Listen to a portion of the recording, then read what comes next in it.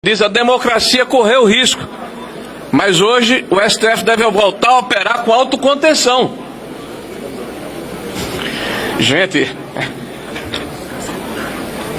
é hilário se não fosse trágico a forma como a nossa democracia foi golpeada, foi atingida, foi fragilizada, foi sufocada em nome da democracia. É paradoxal, né? Barroso disse que a STF enfrentou adversário da democracia durante o governo de Bolsonaro. Ele definiu que existe adversário da democracia. Olha que conceito amplo. O Estadão fala manual de autocontenção do Supremo Tribunal Federal, agora, recentemente, dizendo como ele deve se conter, ou seja, não está contido. E parece até aquela expressão da matemática, né? Alexandre de Moraes ataca de novo, agora em 24. A lição do ministro Fachin, dizendo que o direito é o direito, é do direito, o que é da política é da política, falando para ouvir dos moucos, certamente. O ministro que não tem senso de humor, sobre o fato do ministro não aceitar sátiras, no caso de Alexandre de Moraes. O 6º aniversário do inquérito sem fim. Elas vão fazer 7 anos, gente. 7 anos de um inquérito que não termina nunca. E que determinou que um ministro do Supremo Tribunal Federal tem poder de xerife sobre a República Brasileira. 7 anos. Um caso escandaloso de censura.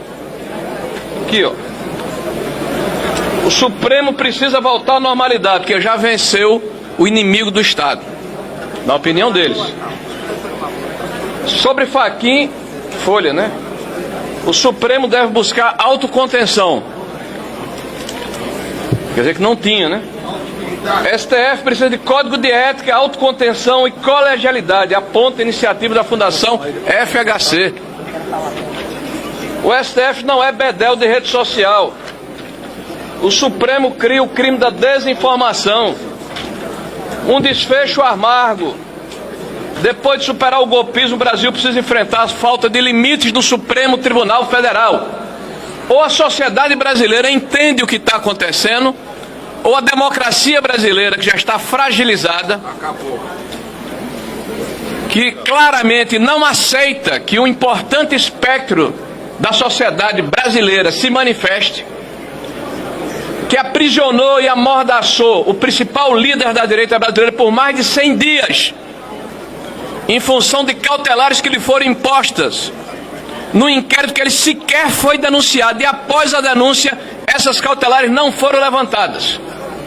Alguém que sofreu um processo em que pela primeira vez, um ex-presidente é julgado diretamente no STF, e não só no STF, mas numa turma do STF, que aliás, aqui um dos motivos de impeachment é justamente esse.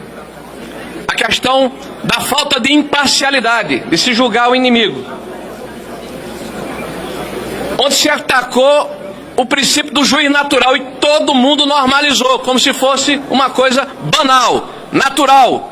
Nós não podemos aceitar esse tipo de situação, sob pena de em breve não termos no país uma democracia liberal. Nós vamos ter uma autocracia, ou uma democracia de juízes, ou uma situação imposta de cima para baixo, onde toda a sociedade tem que balançar a cabeça, como numa reunião de derviches, no mesmo ritmo, na mesma direção, sem o direito de ter uma opinião diferente. Verdade. E eu acho que o mais grave aqui é que um juiz da Suprema Corte afirma no seu despacho, legislando, usurpando mais uma das atribuições do Legislativo, esse Legislativo está tão desmoralizado.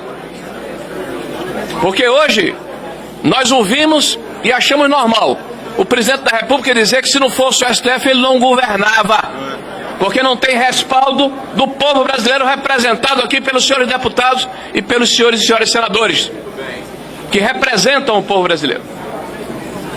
O mais grave disso tudo é que um cidadão, um de vocês, um brasileiro que está me assistindo agora, pode, de acordo com a legislação, impetrar uma ação junto à Câmara dos Deputados, junto ao Senado da República, e a mesa diretora de cada uma dessas entidades, por juízo de admissibilidade, poderá mandar essa representação, desde que bem instrumentalizada, para a comissão de ética de cada um dos poderes.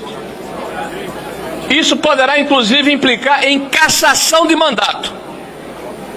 Um parlamentar que é eleito com o voto da população brasileira, que tem a representação e a legitimidade da nossa democracia, a Casa do Povo, este ou estes podem sofrer o escrutínio, podem sofrer a fiscalização e sofrem dos senhores da imprensa e da sociedade brasileira através das redes sociais e pessoalmente. Mas eles, os senhores do Olimpo, não. Eles que não praticam a autocontenção, que de uma forma absolutamente desabrida propõem um corporativismo e uma blindagem, como se este poder estivesse acima da lei. E me lembro que recentemente, quando se votou uma PEC aqui de prerrogativas, a imprensa inteira alcunhou de PEC da blindagem, e ela não prosperou. Eu espero que a imprensa brasileira tenha o mesmo